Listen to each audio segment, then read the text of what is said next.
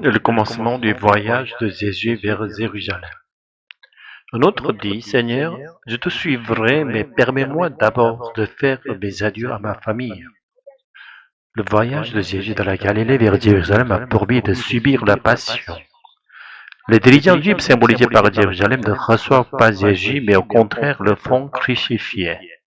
Ce faisant, ils accomplissent la volonté de Dieu tout en jouant un rôle d'opposant à cette œuvre divine.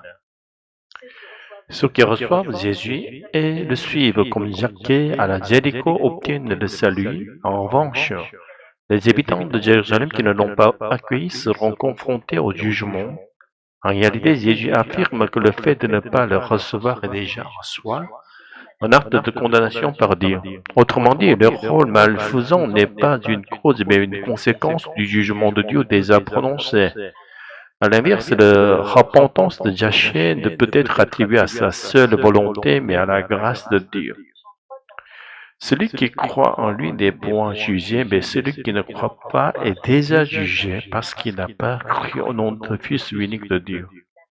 La volonté de Dieu est de sauver, mais ces hommes étaient davantage passionnés par leur recherche de leur propre justice que par celle de Dieu. C'est pourquoi ils n'avaient pas les yeux pour reconnaître Jésus venu en tant que Fils de Dieu. Ainsi, Dieu ne les avait prédestinés à la perdition. Ils ont été jugés pour avoir rejeté la justice de Dieu et préféré établir leur propre justice. Il en va de même pour nous. Ceux qui restent enfermés dans une foi légaliste et cherchent leur propre justice par le mérite de leurs bonnes œuvres ne peuvent pas recevoir le don gratuit de la justice divine. Ce sont comme des ouvriers qui refusent de se considérer comme des mendiants et qui veulent mériter leur salaire à tout prix. Ne pas vouloir être redevable à Dieu est le prolongement d'un cœur égoïste qui ne peut ni servir gratuitement les autres ni offrir un amour inconditionnel. Pour se rendre à Jérusalem depuis la Galilée, Jésus choisit d'abord de passer par la Samarie. Or les Juifs méprisaient tellement les Samaritains qu'ils évitaient même de fouler leurs terres, préférant contourner la région en longeant le Jourdain. Les Samaritains leur rendent ce mépris. Ainsi, en apprenant que Jésus se dirigeait vers Jérusalem, ils lui refusèrent l'hospitalité. Mais ils ignoraient que le choix de Jésus de passer par leur territoire était un acte d'amour à leur égard. Jacques et Jean, irrités par ce refus, demandèrent à Jésus de faire descendre le feu du ciel pour anéantir ce village. Mais Jésus les réprimanda et se détourna vers un autre village, car le jugement n'appartient pas à l'homme, mais à Dieu seul. Et Dieu ne veut pas la perte d'aucun homme, c'est nous qui choisissons la perdition. Si quelqu'un croit en Jésus, il entre dans la volonté de Dieu et reçoit le salut. Et ne pas croire en Jésus, qui est la justice même de Dieu, revient à refuser ce salut et choisir le chemin de la ruine. Sur le chemin de notre village, un homme déclare vouloir suivre Jésus. Il semble croire que Jésus recevra bientôt la gloire à Jérusalem et veut participer à cette gloire. C'est pourquoi Jésus le décourage en lui disant qu'il n'a même pas d'une pierre où reposer sa tête. Moins encore qu'un renard ou un oiseau, il ne promet aucun confort terrestre. Un autre Jésus dit, suis-moi, mais cet homme demande d'abord à aller enterrer son père. Un autre encore veut faire ses adieux à sa famille avant de suivre Jésus. Jésus répond alors que quiconque met la main à la charrue et regarde en arrière n'est pas digne du royaume de Dieu. Nous ne devons pas suivre Jésus pour obtenir gloire et bénédiction dans ce monde en l'utilisant comme moyen d'y parvenir. Au contraire, suivre Jésus signifie mettre en premier le royaume de Dieu avant toute autre chose. Si nous cherchions d'abord son royaume et sa justice, Dieu prendra en charge les autres responsabilités de notre vie. Rappelons-nous cette promesse, cherchez premièrement son royaume et sa justice, et toutes les choses vous seront données par-dessus. De même que notre foi en Jésus est le fruit de la grâce du Saint-Esprit, notre décision de le suivre l'est aussi. C'est uniquement par grâce que nous pouvons donner la priorité au royaume de Dieu. Sans cette grâce, personne ne peut croire ni suivre Jésus.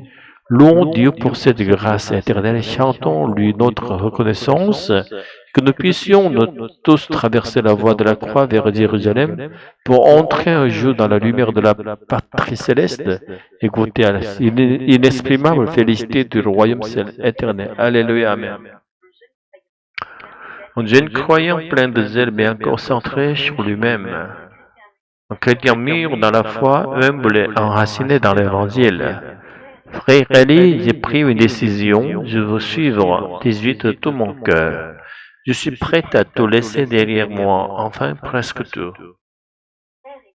C'est une parole belle et forte, Thomas, mais qu'entends-tu par presque tout?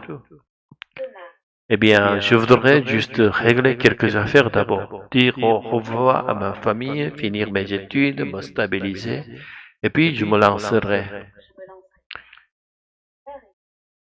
Tu me fais penser à celui qui dit à Jésus de te suivre, Seigneur, mais permets-moi d'abord de faire mes adieux à ma famille. Que lui a répondu le Seigneur? Il lui a dit que celui qui regarde en arrière après avoir mis la main à la charrue n'est pas fait pour le royaume de Dieu. Mais ce n'est pas un peu dur?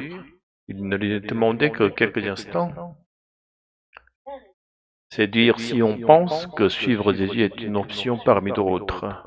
Mais si on comprend que Jésus va à Jérusalem pour mourir pour nous, alors on réalise que ce n'est pas un simple engagement humain, c'est une grâce. Une grâce, tu veux dire que ce n'est pas moi qui choisis Jésus, mais lui qui m'aime. Exactement. Ce n'est pas ta volonté, aussi sincère soit-elle, qui te fera tenir. C'est la puissance de sa grâce. Même ta soif de le suivre vient de lui.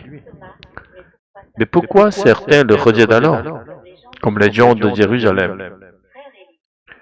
Parce qu'ils étaient aveuglés par leur propre justice et ils attendaient un Messie glorieux, pas un sauveur crucifié. Leurs yeux étaient fermés parce qu'ils étaient centrés sur eux-mêmes. C'est le jugement que le Jésus annonce.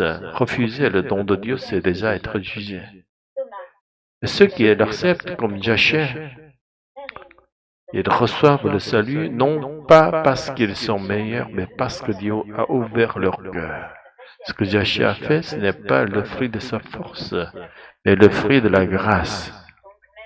Donc même le fait de suivre Jésus sur le chemin de la croix est une grâce. Oui, et une grâce qui coûte. Parce qu'il faut abandonner la recherche de sa propre gloire. Il ne s'agit pas d'utiliser Jésus pour avoir une vie meilleure, mais de mourir avec lui pour ressusciter avec lui. Mourir, tu veux dire renoncer à mes projets, à mes rêves, à mon confort? Peut-être, ou plutôt les replacer dans l'ordre juste. Cherche d'abord le royaume et la justice de Dieu, et tout le reste te sera donné, mais dans l'ordre de Dieu, pas le tien. Frère Eli, je crois que je commence à comprendre, ce n'est pas moi qui dois tout contrôler, c'est Dieu qui m'appelle, et moi je dois seulement dire, me voici. Voilà, et même ce me voici vient de l'Esprit en toi. Garde ton regard fixé sur la croix. Thomas, c'est par elle que tu entreras dans la lumière du royaume éternel. Alléluia. Je ne veux plus attendre Jésus. Prends ma vie, conduis-moi à Jérusalem, même si c'est par la croix. Amen. Que la grâce qui t'a appelé te porte jusqu'à la fin.